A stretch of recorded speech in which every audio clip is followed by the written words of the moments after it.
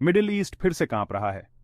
यह क्षेत्र जो पहले से ही संघर्षों और अस्थिरता का गवाह रहा है, एक बार फिर हिंसा की चपेट में है। नाजुक शांति रेत पर बने ताशों के घर की तरह बिखर गई है। यह शांति जो वर्षों की कड़ी मेहनत और समझौतों का परिणाम थी, अब एक बार फिर से खतरे में है। इजराइल और हमास मौत के एक घातक आलिंगन में बंद, मौत का अपना क्रूर नृत्य जारी रखे हुए हैं। दोनों पक्षों के बीच की यह लड़ाई, जो कभी न खत्म होने वाली प्रतीत होती है, निर्दोष नागरिकों के जीवन को तबाह कर रही है। हर हमला, हर जवाबी कार्रवाई केवल हिंसा के उस चक्र को गहरा करती है जिसने पीढ़ियों से इस क्षेत्र को त्रस्त किया हुआ है। यह चक्र जो कभी नहीं टूटता, केवल और अधिक पीड़ा और विनाश लाता है। लेबनान में एक महत्वपूर्ण मार्ग को निशाना बनाकर किए गए हालिया हमलों ने अंतर्राष्ट्रीय समुदाय को झकझोर कर रख दिया है। यह मार्ग जो जीवन रेखा के रूप में कार्य करता था, अब खंडहर में बदल गया है। दक्षिणी लेबनान में सालह घंदौर अस्पताल संघर्ष से तबाह क्षेत्र में आशा की किरण निशाना बन गया। यह अस्पताल जो कई लोगों के लिए एकमात्र चिकित्सा सुविधा थी, अब बर्बाद हो चुका है। 9 मेडिकल स्टाफ जिनका एकमात्र मिशन लोगों को ठीक करना और दिलासा देना था, घायल हो गए। इन डॉक्टरों और नर्सों ने अपनी जान जोखिम में डालकर दूसरों की जान बचाने की कोशिश की, लेकिन वे खुद इस हिंसा का शिकार हो गए। दुनिया एक बार फिर दहशत में देख रही है, क्योंकि निर्दोष लोगों की जानें जाती हैं। यह दृश्य जो बार बार दोहराया जाता है, मानवता के लिए एक कड़वा सच है। सवाल यह है कि हिंसा का यह सिलसिला कब तक चलता रहेगा? खून खराबा कब खत्म होगा? क्या कभी इस क्षेत्र में स्थायी शांति स्थापित हो पाएगी? जवाब उस शांति की तरह जिसे हम इतनी सख्त चाहते हैं, मायावी बनी हुई है। शांति वार्ताएं होती हैं, समझौते किए जाते हैं, लेकिन फिर भी शांति एक दूर का सपना बनी रहती है। ये मायावी शांति जो कभी कभी हाथ में आती है और फिर फिसल जाती है, इस क्षेत्र के लोगों के लिए एक निरंतर संघर्ष है। लेबनान की सड़कों पर दहशत का साया मंडरा रहा है। विस्फोटों की गूंज हमेशा मौजूद खतरे की एक भयानक याद दिलाती है, नागरिकों को सुरक्षा की तलाश में भागने पर मजबूर कर देती है। संयुक्त राष्ट्र ने एक भयावह आंकड़ा बताया है, लेबनान में विस्थापित लोगों के लिए सभी 900 आश्रय स्थल भरे हुए हैं। परिवार एक साथ दुबके हुए हैं, उनके चेहरे चिंता और अनिश्चितता से भरे हुए हैं। भाग्यशाली लोग बच गए हैं, निकासी उड़ानों में सवार होकर उस भूमि को पीछे छोड़कर जिसे वे घर कहते हैं। बढ़ते संकट पर प्रतिक्रिया देते हुए ब्रिटेन ने बेरूत से अपने नागरिकों को निकालने के लिए एक और उड़ान की व्यवस्था की है। तस्वीरें बहुत परिचित हैं, लोगों की लंबी कतारें, उनका सामान जल्दबाजी में सूटकेस में पैक किया गया, उनके चेहरे राहत और निराशा के मिश्रण से भरे हुए। लेबनान से पलायन इस संघर्ष की मानवीय कीमत की एक कठोर याद दिलाता है। मानो लेबनान की स्थिति ही काफी नहीं थी, दुनिया सांस रोककर देख रही है, क्योंकि संयुक्त राज्य अमेरिका यमन में 15 हौथी ठिकानों पर हवाई हमले कर रहा है। सैन्य कार्रवाई की यह वृद्धि पहले से ही नाजुक स्थिति वाले क्षेत्र में एक खतरनाक जुआ क्षेत्र को और अस्थिर करने की धमकी देता है। यमन एक क्रूर गृहयुद्ध से तबाह देश, एक बड़े भू राजनीतिक संघर्ष में एक और युद्ध का मैदान बन गया है। सऊदी समर्थित सरकार के साथ घातक संघर्ष में बंद ईरान समर्थित हौथी विद्रोही अब अमेरिकी मारक क्षमता का सामना कर रहे हैं, जबकि अमेरिका का दावा है कि उसके कार्य हौथी खतरे का मुकाबला करने के इरादे से हैं। कई लोगों को डर है कि ये हमले यमन में मानवीय संकट को और बढ़ाएंगे और इस क्षेत्र में तनाव को और भड़काएंगे। भाग 4, ईरान की भूमिका, एक सोची समझी चाल। यह कहानी एक जटिल और खतरनाक खेल की है, जिसमें कई परतें और कई खिलाड़ी शामिल हैं। दोष की उंगली, जैसा कि मध्य पूर्व में अक्सर होता है, ईरान की ओर इशारा करती है। यह एक ऐसा क्षेत्र है जहां हर कदम, हर निर्णय और हर कार्रवाई का गहरा प्रभाव होता है।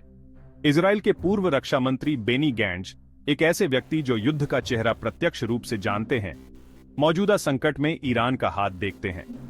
गैंट्ज का मानना है कि ईरान की भूमिका केवल एक बाहरी पर्यवेक्षक की नहीं है, बल्कि एक सक्रिय खिलाड़ी की है। वह 7 अक्टूबर 2023 की घटनाओं की ओर इशारा करते हैं, एक ऐसा दिन जो हमेशा के लिए इजरायलियों की याददाश्त में बस गया।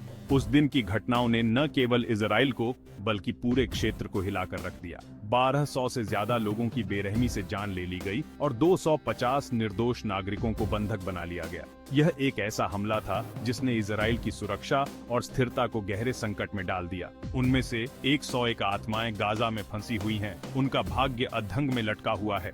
ये एक मानवीय संकट है जो हर गुजरते दिन के साथ और भी गंभीर होता जा रहा है। गैंट्स का तर्क है कि हमास का हमला कोई अलग थलग घटना नहीं थी, ये एक व्यापक रणनीति का हिस्सा था जिसे बहुत ही सावधानी पूर्वक और योजनाबद्ध तरीके से अंजाम दिया गया।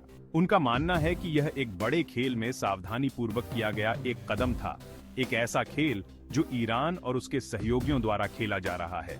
यह एक जटिल और खतरनाक खेल है जिसमें कई परतें और कई खिलाड़ी शामिल हैं। वह चेतावनी देते हैं कि उनका लक्ष्य इजराइल को नष्ट करने से कम नहीं है। गैंट्स का मानना है कि यह एक लंबी और कठिन लड़ाई होगी जिसमें इजराइल को अपनी सुरक्षा और अस्तित्व के लिए हर संभव प्रयास करना होगा। इजराइल की सेना ने अपनी तैयारियों को और भी मजबूत कर लिया है। वे हर संभावित खतरे का सामना करने के लिए तैयार हैं, चाहे वह कितना भी बड़ा या छोटा क्यों न हो। अंतर्राष्ट्रीय समुदाय भी इस संकट पर नजर बनाए हुए है।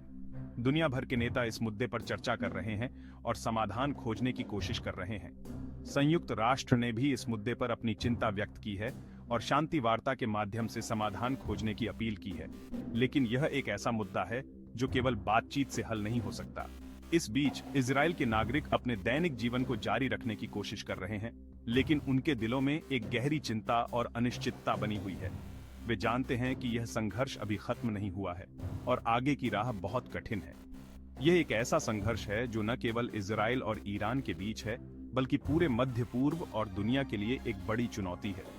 यह एक ऐसा खेल है जिसमें हर कदम, हर चाल और हर निर्णय का गहरा प्रभाव होता है। भाग 5। हमास। आस्था से प्रेरित, नफरत से भड़का हुआ। हमास को समझने के लिए बंदूकों और बमों से परे देखना चाहिए। उनकी प्रेरणा सिर्फ राजनीति या क्षेत्र में नहीं, बल्कि आस्था के दायरे में है। हमास इस्लाम की एक कट्टरपंथी व्याख्या से प्रेरित है, जो इजराइल के अस्तित्व को ही उनके विश्वासों का अपमान मानती है। उनका अटूट विश्वास है कि यह भूमि उनकी है, जो भगवान द्वारा नियत है। उनकी नजर में इजराइल एक नाजायज सत्ता है, एक कैंसर है जिसे खत्म किया जाना चाहिए। यह अटूट विश्वास, आस्था और रोष का यह शक्तिशाली कॉकटेल उन्हें एक खतरनाक और अप्रत्याशित दुश्मन बनाता है। गैंट्स का तर्क है कि अंतर्राष्ट्रीय समुदाय हमास के दृढ़ विश्वास की गहराई को समझने में विफल रहा है। वह चेतावनी देते हैं कि उनके कार्य लाभ या हानि की तर्क संगत गणना से नहीं, बल्कि उनके उद्देश्य के प्रति कट्टर निष्ठा से प्रेरित है। भाग 6। इजराइल का आंतरिक संघर्ष, अराजकता के लिए एक प्रजनन स्थल। इजराइल एक ऐसा देश जो अपने अस्तित्व के लिए लगातार संघर्ष कर रहा है, आज एक और भी जटिल और खतरनाक स्थिति का सामना कर रहा है।